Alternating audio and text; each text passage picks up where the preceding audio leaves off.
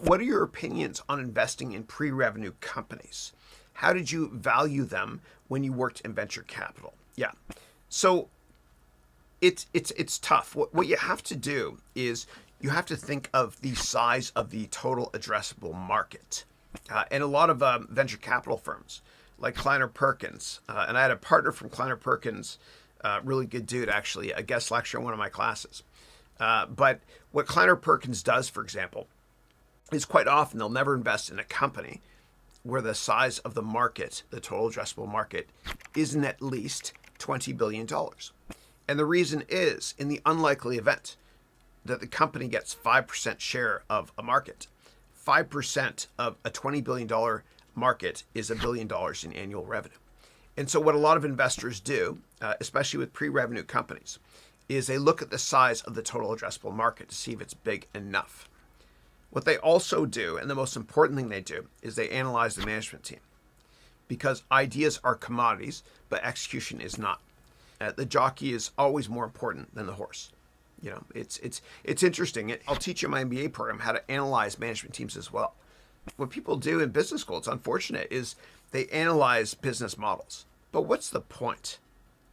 What's the point of analyzing a business model if you don't like the management team?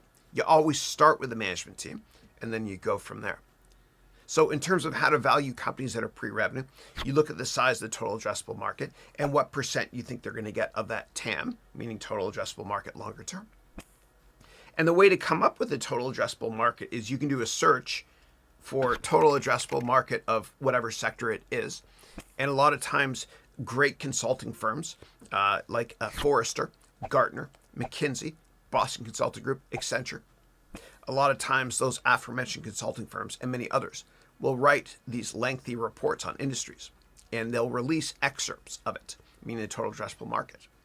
And if you can't find it that way, then look at the top 25 companies in a sector and add up the annual revenue for the top 25 companies, because that's a good enough proxy for the size of the total addressable market. Then once you feel comfortable with the TAM, the total addressable market, and the management team, of course, once you feel comfortable with those two factors, the next step is to create a financial model.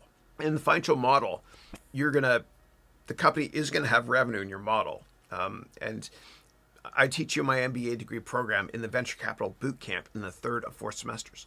I teach you in the 3rd semester how to create financial models for companies that don't have revenue at all.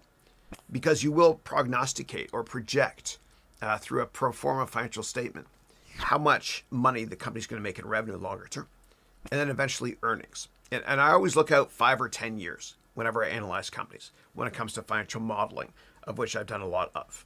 And I'll teach you the greatest hits of that in the MBA degree program.